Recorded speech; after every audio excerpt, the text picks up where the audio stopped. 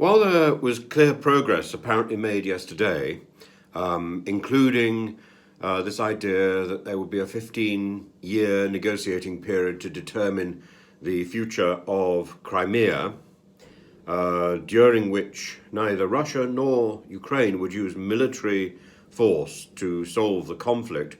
So while there was that clear starting point today, and indeed the promise that Russia would be scaling back its operation near the capital, today it's quite clear from looking at the news reports that there were air raid sirens across Kiev last night, so demonstrating that the threat in practice has really not gone away.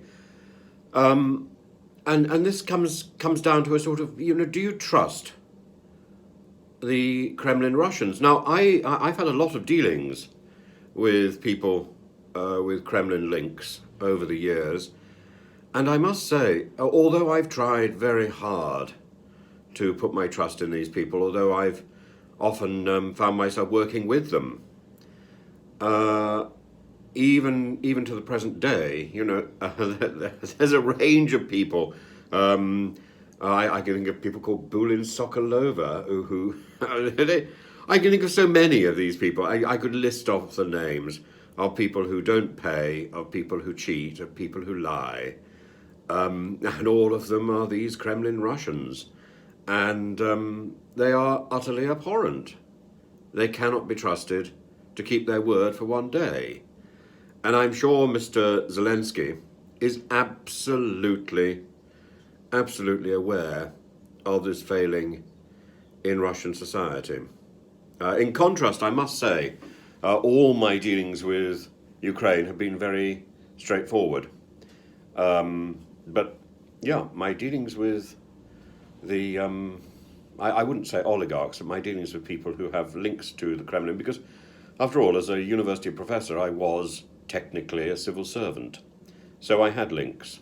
And it was one of the dodgiest experiences of my life. Of course, I loved living in Russia. I loved meeting Russian people. I loved my Russian students, and I still keep in contact with many of them.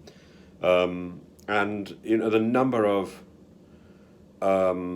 students that I have personally made sure remain in the university so they're not then conscripted into the army over the years has been quite significant.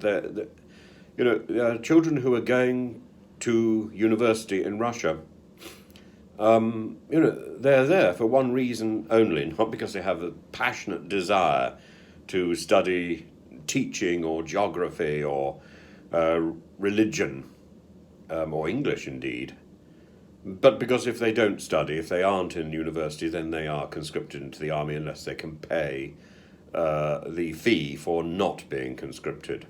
It's as simple as that.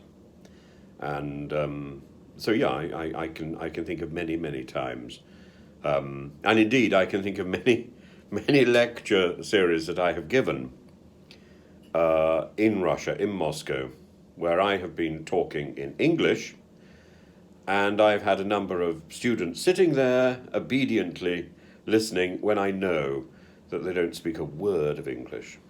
And I have the greatest of fondness for them and for the efforts they made to escape this foul regime. We don't want them on the front line in Ukraine. We really don't. They're good people.